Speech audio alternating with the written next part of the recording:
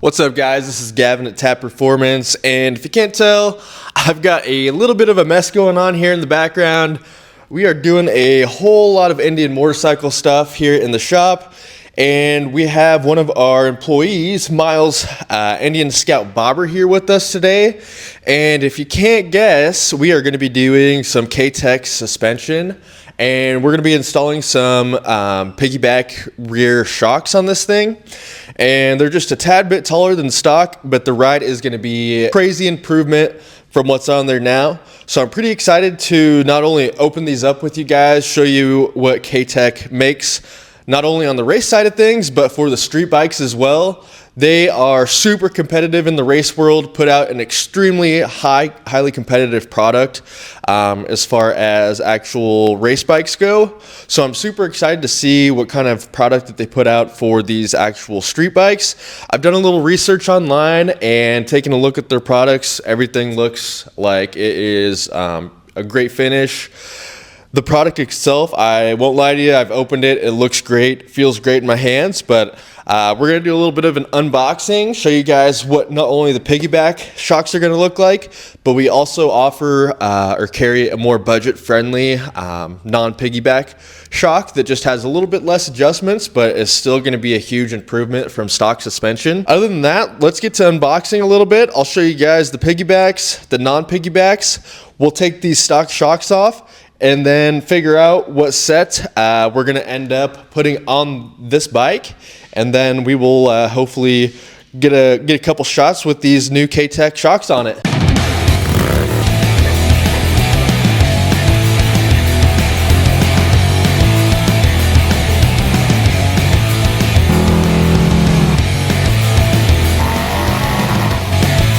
All right, just a quick little unboxing of everything that's gonna come in there. They give you a bag of instructions, some stickers, some hardware, and it looks like some preload adjusting wrenches here for the shocks.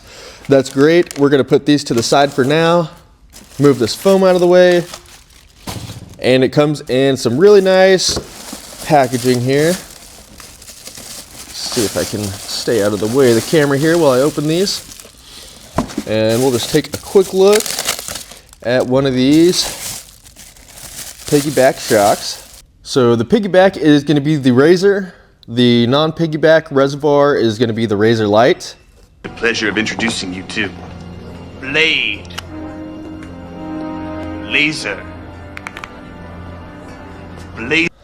And you're going to have 3 adjustments on the Razor, which is going to be compression, rebound, and preload. On the Razor Lite, you're going to still have the preload adjustment. You're still going to have the rebound. We're just not going to have the compression that we have on the regular Razor shocks. Super nice finish, black anodized. Even the internals of the reservoir are anodized black as well, which helps with any corrosion, any breakdown of the fluid. Just kind of helps the overall longevity of this actual shock. And we can pull the other one out just so we can see them together here, and super similar as well. Got the Razors, and the only thing that's different that I've noticed is they are kind of pre-spaced. The right shock here looks like it has a much longer spacer than the left shock, and just want to take that into consideration before we install these. That's just the first thing that I've noticed, but super high quality, really nice finish, pretty sleek, you know, nothing too crazy or too flashy. I really like that about these shocks, and I think it's gonna really look good on that black Scout Bobber. K-Tech supplies you really with everything that you need to get this job done. And because I'm just a curious dude, we're gonna pop open these Razor Lite shocks as well and just do a quick little comparison of the Razor Lites compared to just the regular Razors. So it looks like they still provide you with everything you're gonna need. Maybe just one preload wrench on this one. They still give you that 1 bolt. And let's just take a quick peek at the shocks. We'll try to only open one here, just to not disturb too much. But there's the Razor Lite. So like I said, there's just no piggyback reservoir. It's going to be a little bit tighter, a little bit sleeker look. Still give you great performance, but it's just not going to have that piggyback reservoir. So this is the Razor Lite. The one we were just looking at was the regular Razor that had the piggyback. And I just wanted to show you guys a little bit of the comparison between the two. All right, for this install, I do not have a crazy setup. We're not on a lift. I have a Condor chock in the front, which may not be absolutely necessary to get this done. And then we just have a little scissor lift right in the middle there that you guys can see. Jack it up in a safe spot. These Indian bobbers definitely have some funky stuff going on underneath. If you can see, like right there at the end of the kickstand, they have like the ECU or something right there. Do not jack it up there. You'll have a bad time if you do that. Get under the oil pan, right under the engine case, jack it up, and just get that rear tire just barely off where it's spinning. Next thing we're gonna do is get these stock rear shocks off. So with the rear tire just barely being off the ground, even kind of just skimming the cement still, it's gonna be nice because we're not really fighting against the pressure, against the swing arm trying to fall down. So just keep it as close to the ground as you can with it still kind of taking weight off the shocks.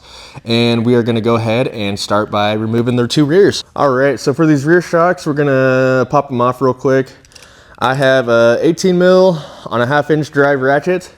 We're pretty much gonna be able to take the stock ones off and reinstall our new K-Tech ones with honestly pretty much everything you see here. So super easy setup. As long as you have the bike set up in a safe spot where you can get that rear tire off just a little bit, you're gonna be sitting pretty. This install is very easy and very straightforward. So stay tuned and we'll get this going.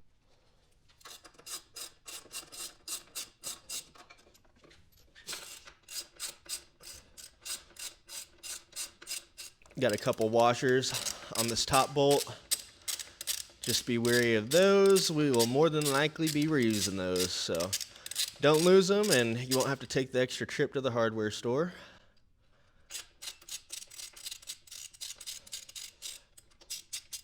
All right, so here is that stock rear shock for this Indian Scout bobber, and that took all of probably 45 seconds to remove. It was honestly the two bolts, as quick as you could get a socket on it, is as quick as you could pop it off. This stock shock has one adjustment on it, which is going to be the preload.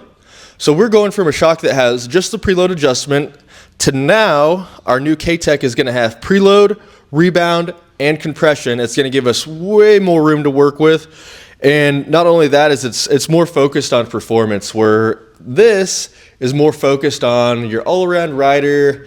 The older generation, the younger generation, they have to take every single rider into consideration, whereas when you're buying performance suspension, then they're targeting the better ride, the people that want to ride harder. That's why they give you all these adjustments, so you can dial it in. You can go ride the twisties, or you can dial it in, just put a whole bunch of miles on it, mile munch with your bike. So these are going in the trash where they belong.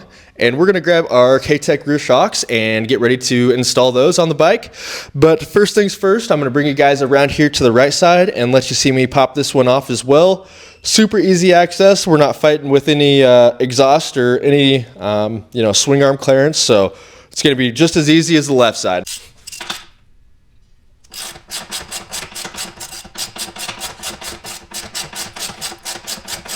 Don't forget we have the one washer against the frame here.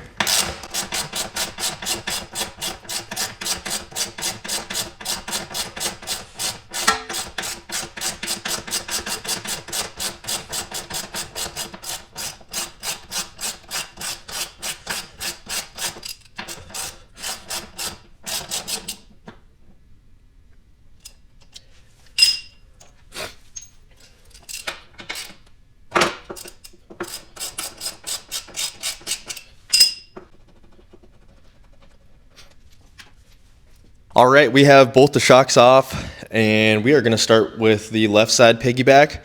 This side is going to reuse the stock hardware, and K-Tech gives you some really clear colored instructions. But if you don't have those with you, the left side has the smaller spacers than the right side. You'll immediately be able to compare the two shocks and see the difference. This pretty much has no spacer on the lower end and a small spacer on the top, whereas that right shock has pretty fat spacers on both the top and the bottom, which is why they supply us with that one single bolt, and that's actually for the lower fastener. But we'll start with this left, reuse our stock hardware, and we will go from there, and then we'll get that right side on as well. Starting here, I'm just gonna feed my bolt through. Has a little dab of Loctite, and we're gonna put that right into the swing arm.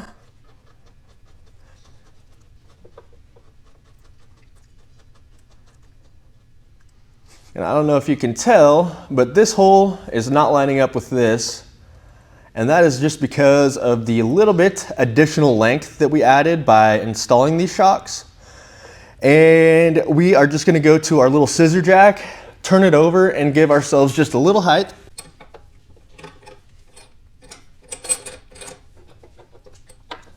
Until you can get that to line up. Very nice. I'm gonna throw dab of Loctite on this bolt and make sure I grab the washer that goes in between the actual shock and the frame. And then I'm gonna get a little bit of Loctite on there, and then we will get these tightened to factory spec as well.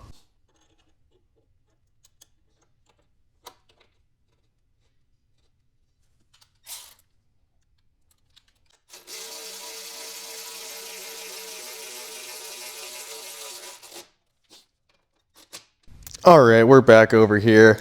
The nice thing about the right side and already having the left side done is that the length should be lined right up. We shouldn't really have to make any adjustments. So we're gonna start with the bottom one again. This is where we have our extended bolt that they provide us. It's the only bolt that they're gonna give you. And it's gonna go through the bottom. And we're gonna throw a little dab of Loctite on there as well. At least I am.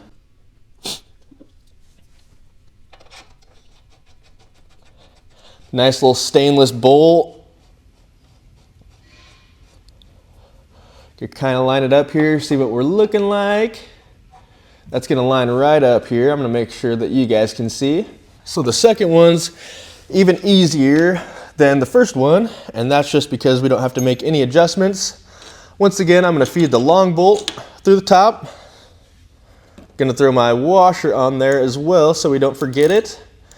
And then I'm gonna throw a little dab of Loctite.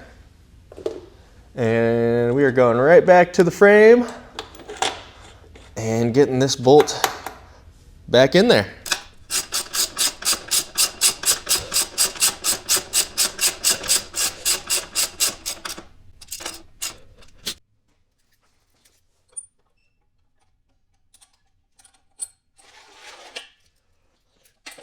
All right, guys, that was a, 30-minute install, if that.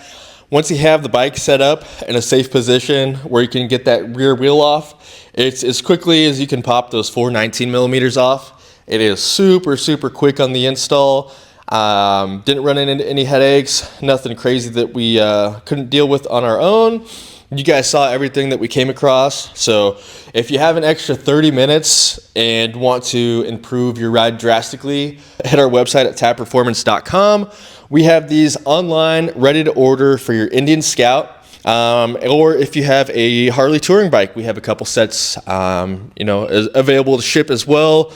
Once again, not as many sets as we have for the Scout. So if you are a Harley touring guy wanting to get your hands on one of these K-Tech shocks, give us a call. Happy to send them out. But this drastically improves the ride. It looks way better than the stock shocks, in my opinion, especially with the piggybacks. And it sits just a tad bit higher. In my opinion, I'm a big fan. But don't be afraid to subscribe. Give us any other recommendations.